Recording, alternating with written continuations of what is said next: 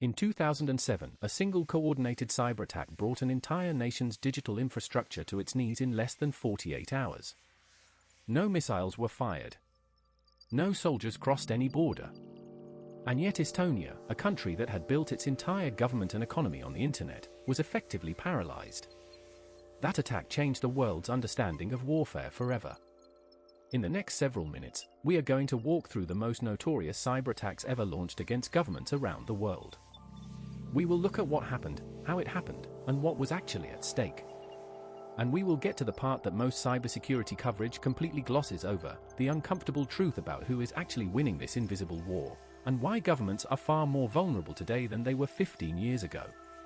To understand why government cyber attacks have become so devastating, you need to understand what governments actually run on.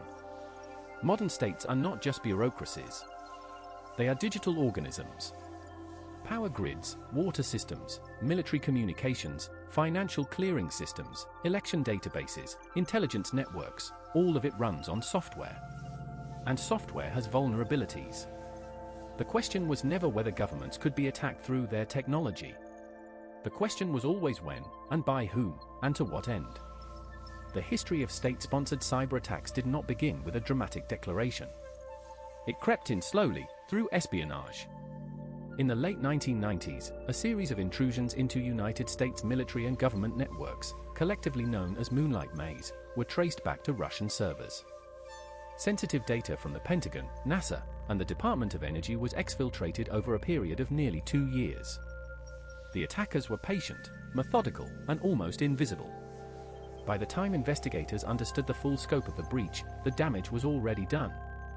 Moonlight Maze established a template that would be used for decades: infiltrate quietly, stay hidden, and take everything you can before anyone notices. But it was the 2007 attack on Estonia that truly announced the arrival of cyber war as a geopolitical tool. The attack came after Estonia decided to relocate a Soviet-era war memorial in Tallinn. Russia was furious. Within days, Estonian government websites, banks, news outlets, and emergency services were hit with a massive wave of distributed denial-of-service attacks. Hundreds of thousands of compromised computers from around the world flooded Estonian servers with traffic until they collapsed. The parliament could not communicate. Banks went offline. Citizens could not access emergency services digitally. Estonia, which had one of the most wired governments on the planet, was essentially blind. NATO had no framework to respond. The attack was never officially attributed to the Russian government, but the scale and coordination left little doubt in the intelligence community. 3 years later, something far more precise and far more dangerous emerged. Stuxnet. This was not a brute force attack. This was a weapon. Discovered in 2010, Stuxnet was a piece of malware so sophisticated that cybersecurity researchers initially struggled to believe it had been created by humans. It was designed to target a very specific type of industrial control system, the kind used in Iran's uranium enrichment facilities at Natanz.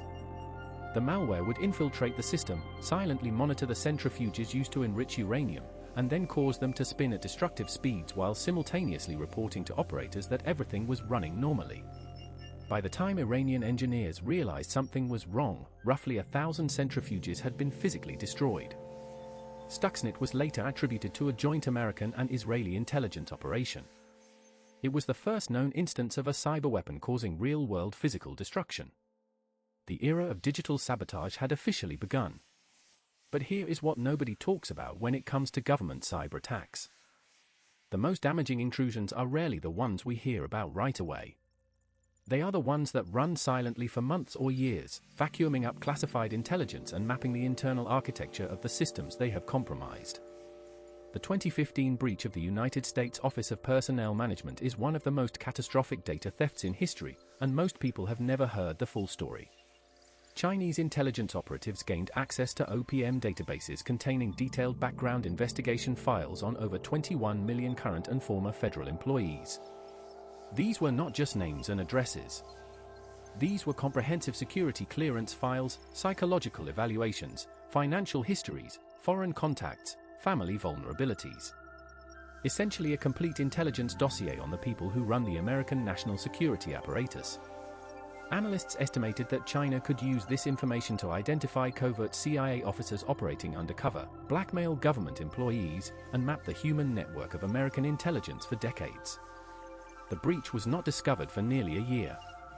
In 2016, the SolarWinds attack demonstrated that the supply chain itself had become the attack surface. Russian intelligence, specifically the group known as APT-29 or Cozy Bear, managed to insert malicious code into a routine software update from a company called SolarWinds, whose Orion platform was used by thousands of organizations including the United States Treasury, the Department of Homeland Security, the State Department, and parts of the Pentagon. When agencies downloaded what they believed was a legitimate software update, they were actually installing a backdoor that gave Russian intelligence persistent access to their networks. The attack went undetected for approximately 9 months. By the time cybersecurity firm FireEye discovered the breach, roughly 18,000 organizations had downloaded the compromised update. The true depth of what was accessed may never be fully known. What makes these attacks so difficult to stop is a combination of factors that governments struggle to address simultaneously. First, the attack surface never stops growing. Every new government system, every new connected device, every new software dependency adds another potential entry point. Second, the adversaries are operating with state-level resources, patience, and expertise. They are not teenagers in basements. They are professional intelligence officers running long-term operations. Third, and most critically, governments are bureaucratic institutions. They move slowly. Procurement processes, budget cycles, and interagency politics mean that known vulnerabilities often go unpatched for months or years because the organizational machinery cannot respond at the speed of the threat. The NotPetya attack of 2017 illustrated what happens when that vulnerability meets an aggressive adversary with no restraint. Initially deployed against Ukrainian government and infrastructure targets, NotPetya was a destructive wiper malware disguised as ransomware. It did not just encrypt files, it destroyed them. And because global supply chains are deeply interconnected, it rapidly spread beyond Ukraine, taking down major corporations including Maersk, Merck, and FedEx. The estimated total damage exceeded $10 billion. Ukrainian government systems were devastated. Power companies, banks, and airports were crippled. Multiple government ministries lost months of data permanently. NotPetya remains the most economically destructive cyber attack in recorded history, and it began as a geopolitical weapon aimed at a government. What does all of this mean for the state of global security right now? The implications are sobering.